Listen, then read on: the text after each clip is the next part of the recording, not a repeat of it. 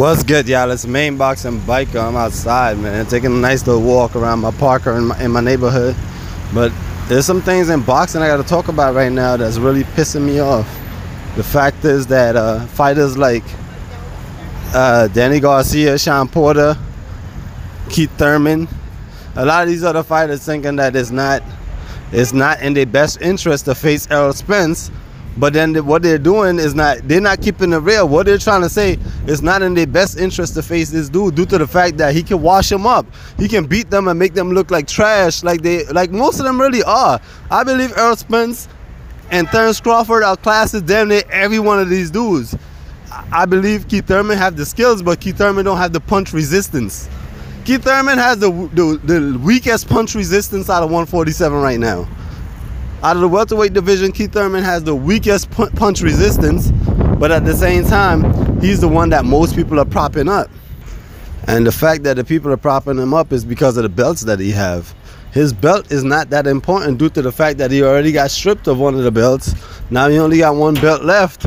Errol Spence got another belt. Errol Spence, in fact, the fact that Sean Porter not trying to challenge Errol Spence and Errol Spence got the belt that Kell Brook came and took off your back, bro. Kell Brook came to the U.S. and took the IBF belt off of Sean Porter's back and took it back to the UK. And the fact is that it wasn't even a pay-per-view fight. It was not a pay-per-view fight. So for Sean Porter and Kenny Porter to be saying that, oh, for them to face Errol Spence for the IBF, it has to be a pay-per-view fight. Why? This man came to America, took your belt, and it wasn't even on pay-per-view. He took your belt for pretty much for craps on the table, for nothing. You took your belt light work, and you sat there and held that L, and you never got a rematch. Whether he didn't give it to you or you were pushing for it or not, he took your belt smooth off your shoulders, man, like a smooth criminal. Kell Brook was like a smooth criminal the way he took your belt, and you did nothing about it. You did nothing about it. And now Errol Spence went to the UK, got your belt back for you, brought it to the US, and told you, hey, you can get your belt back. It's strap season, and he willing to smoke y'all suckers out. Come get your belt, homie. I got your belt. You don't want your belt? Sean Porter started to say all kind of BS. When have you watched the fighter take himself out of the rankings? Sean Porter pretty much verbally took himself out of the rankings by trying to say, oh, I'm not #1 ranked. I'm not even ranking the IBF to get the challenge for the belt. Errol Spence ain't ranking the WBC right now to get the #1. Is not ranked #1 to get the chance for the belt, but he's willing to come get the belt, showing y'all that he want the smoke, and none of y'all niggas want that smoke. That's what I'm saying. None of y'all niggas want that smoke, and this man is calling y'all out, making y'all look bad in front of your family members, making you look like trash, calling y'all all kind of suckers, all kind of duckers and runners. Everybody calling y'all runners and duckers. Keith Thurman getting violated left and right. Keith Thurman still on vacation, chilling with his wife, chilling with his newborn baby, eating curry, getting hella fat. I seen Keith Thurman at the Barclays mad times, so this dude is fatter than me. I'm not even a professional fighter, and this dude is in worse shape than me. Keith Thurman look like trash. All of y'all that think this dude is gonna come back and be in shape, he's not. He's not going to be as fast. He's not going to have the stamina. He's not going to have the footwork that he got right now. This dude will get smoked out. He's going to lose. Y'all thinking y'all going to see the same Keith Thurman? Everybody, the few Keith Thurman fans we got left that are sitting there saying that, oh, Keith Thurman is still the man. Keith Thurman is still the man to beat. Fuck out of here. Y'all niggas going to see reality of what happens when you take that much layoff. When you take that much time off. You're not coming back the same. Most fighters never came back the same. Even Ali didn't come back the same after a certain amount of layoff. Stop it, man. This dude is going to get that work. He's going to get that work. Honestly, when Keith Thurman come back, who knows if he can still beat Danny Garcia or Sean Porter, because we were live at the Sean Porter fight. I said it before in the previous video. I was live at the Sean Porter versus Keith Thurman fight. In the audience, we all thought Keith Thurman lost. When I went back and watched it on TV, I could see how Keith Thurman edged it out. But live, we all thought Keith Thurman lost that fight. Everybody was rooting for Sean Porter. The fact that we saw Keith Thurman running like crazy when he got hit with the body shots. Keith Thurman has the weakest chin out of the 147 division right now. Keith Thurman and Amir Khan. Who knows where Amir Khan is fighting? This dude is bouncing from division to division. Who knows where he's fighting at? But Keith Thurman and Amir Khan has the weakest chin or body. Amir Khan got a stronger body than Keith Thurman. So I got Keith Thurman as the weakest against when it comes to punch resistance. Keith Thurman is the weakest when it comes to punch resistance. So to me, it's a fight on if Keith Thurman can hurt you and knock you out in one shot, or you can hurt him and knock him out with one or two, a few shots. What I noticed is that Keith Thurman hasn't been knocking anybody out with no one shot in a long ass time. On top of it, Keith Thurman was fighting a bunch of old ass Hispanic fighters. It's the reason why he was getting them knockout reels and all of that. He was fighting old, over-the-hill Hispanic fighters. He can't do that to Errol Spence. What do you think? A lot of these fighters, they think, I'm not even going to say fighters. A lot of the fans will say, Errol Spence, he gets hits a lot. Errol Spence roll punches like a master.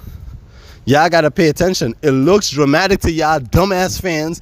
All y'all that think he get hits a lot, it looks dramatic to y'all dumbass fans because he rolled the punches so well. A punch come to your right cheek, turn to the left, it rolls off the punch. Same shit Canelo was doing to Triple G, and a lot of y'all dumbass fans are sitting there like, yeah, Triple G was missing them punches.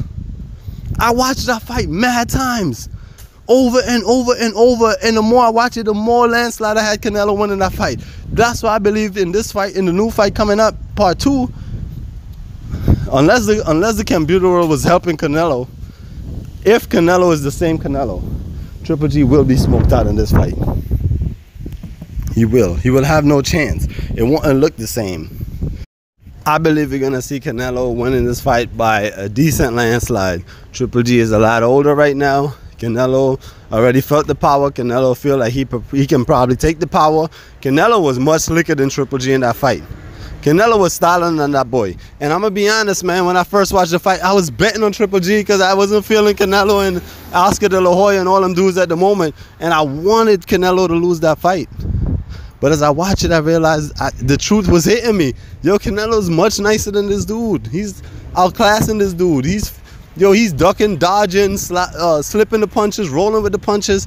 This dude didn't have no chance against him. It was looking like, the more and more I watch it, it was like a landslide for Canelo. Like damn near like 8 rounds to 4. Just the fact that Triple G was aggressive, people was giving him props for the rounds, but it was ineffective aggression. I don't grade you for ineffective aggression. You can wild out all you want. You missing all them punches, you're not getting props for that. Y'all watch that fight again. Especially a lot of y'all that like to say, oh, watch Floyd and Manny in slow motion, upside down, backwards, rewind, slow, like, nah. Watch it like that and y'all will see even worse. You would probably give every round to Canelo. So watch this fight, man, and y'all will see the truth. But at the same time, like I'm saying, y'all got to stop hating on Errol Spence. Errol Spence is calling out the best fighters, and the best fighters is finding politics to duck him, and you guys are making it seem like that's okay. That's like, yo, the perfect analogy. The perfect analogy is like, say, back in the days when you were like 18, and you're trying to apply for a credit card, and you go to, a lot of people offer, their first credit cards be like Macy's, Sears, maybe JCPenney, maybe like a store credit card, because everyone tell you that's the easiest ones to get approved for. Apply for those. Now you filling out applications and these places shutting you down, and you sitting there like, why are they shutting me down? They're like, oh, and you call them, or they call you and they said, oh, you have 0 credit right now, you don't have a credit history, so we can't really give you credit. And you're like, well, how do I get credit? They're like, oh, go get this card or whatever. But you applying for all these cards and they're telling you that you can't get those cards because you don't have credit history. Now how do you build the credit history that you need? Most people don't know. So the fact is that the same thing is happening in boxing. They won't give you a chance to establish the credit history, but at the same time penalizing you for not having the credit history. So you're like, give me a chance and I'll show you that I can maintain this credit. Give me a chance, I can show you I can beat these guys. So using an analogy, versus analogy, boxing and credit. These guys are not giving the opportunity to the fighters that they see as a high risk. And then a lot of fans is looking at it, well, why should he? High risk, low reward. Why the fuck do you care about the reward, my man? You're not getting $1 out of these boxers' purse. We just want to see who the best is. Since when we look at sports like, oh, I'm richer than you, so I'm better than you. Fuck out of here. Financially, you might be better than me. Skill-wise, you might not be better than me. I know hoop. Yo, I play basketball too. I know street ballers that can beat NBA players. I know street basketball players that can beat NBA players. Do we look at it like that? No. So then why should you guys look at it like that? Where like one player is richer than the other player, so that makes him a better player. No. That's not how it goes. You can't get props for that. I won't give you props for that. I won't give you props because you has more money or more followers on Instagram or Twitter or Facebook and make it so that you're better than this other fighter. Some fighters like Errol Spence, he's not an open book. Errol Spence is like, he's like what the girl, yo, another analogy. A lot of girls like a dude that's a little silent. You can't really read him. Do this to himself. Dude might be a little quiet to himself. He's not out there in the spotlight and all of that, and chicks might be feeling him. But a lot of y'all other dudes is like out in the spotlight. Yeah, look at me, look at me. Girls might not like that. And it's the same thing when it comes to Errol Spence. He's not out there like, yeah, I'm the best, holla at me. He's quiet, but he like, yo, come near me and I'ma lay you down, homie. And a lot of your favorite fighters don't want that work. They know what's up. Yo, the fact that they won't fight him shows what's up. Because anybody that I'm better than, and I really believe I'm better than them, and all their fans are saying, yo, you can't beat him, you can't beat him. And I know I can beat him, or I believe I can beat him, or I even think I can beat him. You know what I'm gonna do? Yo, y'all giving this dude so much props. Let me go knock him off real quick and show y'all what's up. Let me be the man to knock him off. Let me be the first man to knock him off. Same thing, like for example, how Ivy went against Jordan. Iverson went against the greatest. Iverson went against the greatest, crossed him up, hit a shot in his face, crazy shot.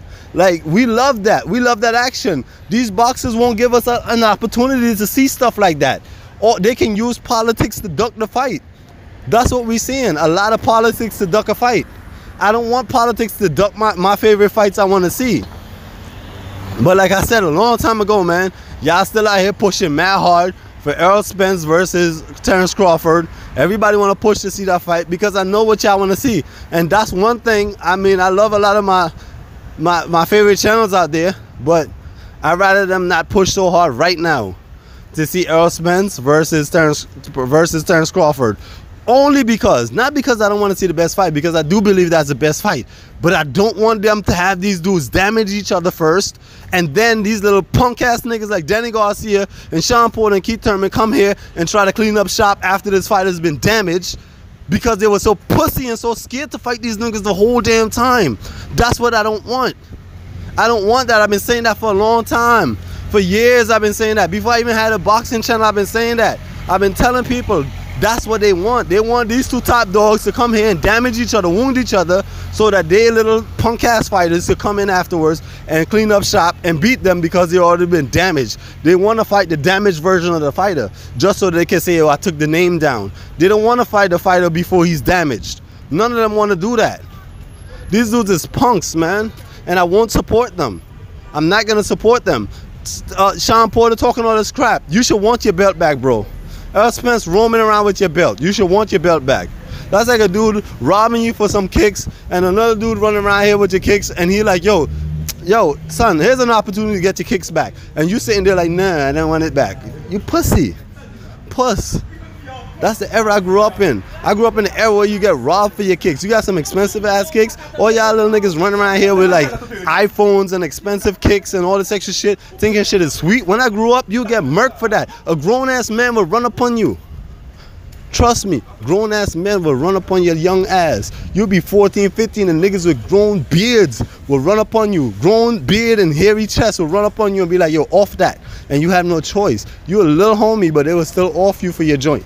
Not necessarily kill you, but you will have to give it up. And it's the same thing when it comes to these straps. Give up the strap. Get in line to fight this man. When this man, if this man is in line to fight you, fight him. What's the problem? Fight him. If he's so weak, knock him off. The first fighter to step up and try to knock this man off, I would give you mad props, because y'all niggas is looking scared. Y'all fighters are looking scared. Y'all don't even want to take the opportunity to get this man off his strap. Who knows, yo, at any point a fighter can have a bad night. Why won't you want to give yourself the opportunity to catch this man on a bad night? I mean, he can't be on his A game every night. But y'all so scared. Y'all looking at it like, oh my God, I don't want no parts of that monster. Y'all dudes is looking soft. Y'all losing credibility day by day. And all y'all media dudes that are supporting it, y'all don't get no props for that, man. Y'all don't get no props. Me, I don't care about the amount of followers on YouTube. I don't care about none of that. I make my own money working. I got a good job. I make my bread working. I don't need to sit there and get a million subscribers and all. To me, as long as I can voice my opinion, that's all that matters to me. I didn't join YouTube to get money. I didn't join YouTube to get fame. I joined YouTube just because a lot of channels I was listening to back in the days, I'm hearing them saying things that I'm like, yo, I feel different. And I'm seeing a bunch of people that just going along with the agenda, and I'm like, yo, so none of y'all feel this way? But then I see a dude or two feel this way, but then they don't have channels to voice their opinion. So I'm like, all right, nah, screw it. Whether it's popular or not, I'm gonna get a channel so I can voice my opinion, and that's what I'm doing here. I'm voicing my opinion on how I feel about these fights, how I feel about these fighters, how I feel about these fights. It has nothing to do with personal life. I don't give a damn who got how many kids, who got how much money, who got a bigger crib, who got nicer cars, who got better girls. Hell, I don't care about that. Because Errol Spence is a humble man and a family man. Why the fuck you all hating on him? Yo, this dude is mad chill, son. Yo, he seems like the humblest dude, and y'all niggas is still hating. It's like y'all crazy. Y'all hate Floyd for being boastful and talking shit, but then y'all hate Errol Spence for being quiet. All y'all saying Errol Spence need to make a bigger name. Same thing y'all was doing with Deontay Wilder. When Wilder wasn't talking that shit, a lot of fighters, not even fighters, a lot of channels are saying, oh, Wilder needs to make a bigger name for himself. As soon as he starts to do what it takes to make a bigger name for himself, well, he needs to get more known. He needs to do something. I don't know what he should do, but he needs to do something. So Wilder look at it like, I'm hearing what they're saying. I need to make a bigger name for myself to get this Joshua fight. Even though I'm the longest undefeated champion right now in the heavyweight division, I got a crazy knockout ratio. Every man I faced, I knocked out. But for some reason, the fans are saying that he needs a bigger name. He needs to get more popular. So what he did, he got more popular. What y'all started to do was bash him. So they keep moving the goalposts. He's too quiet, and then he's too loud, and he's too bad. So then what the fuck you want him to be? At what point do you want him to turn it down and stay right there? At what point? He can never please y'all. That's why I'm like, yo, talk that shit, man. Talk that shit and make these niggas mad. Make them all mad. Because no matter what he do, he's never in the right. The reason why he's never in the right, because y'all know what's up. Y'all show me who y'all are just by me seeing how y'all react towards him fighting opponents and him calling out your favorite fighters. Y'all show me who you are by not wanting him to fight your favorite fighters. If you believe your favorite fighter is a man, and then everybody else is saying this is the man, why won't you so confident in your favorite fighter, have your favorite fighter go knock him off? But none of y'all don't want to see that. Y'all niggas are scared, man. We living in an era where a lot of y'all dudes is raised by little punk ass single moms. Y'all niggas is scared of confrontation. Y'all niggas scared to fight. Most of y'all can't scrap. Dudes get beat up and run home to the... Yo, I got a homie that got killed because he washed two dudes. A brother and a cousin washed both of these niggas at the same time. And you know what they did? Just because these dudes are soft, raised by their little mamas, and they don't know how to fight. They learn how to deal with problems off an emotional aspect like their mama. You know what they did? Run home to the burner, came back and shot up my homie and killed him. Just because they couldn't beat him in a fight. For life, that's an L to these niggas for life. I don't care if y'all killed him. That's an L for life due to the fact that the man that y'all had to go get a gun to kill washed both of y'all hand-to-hand combat. Y'all niggas...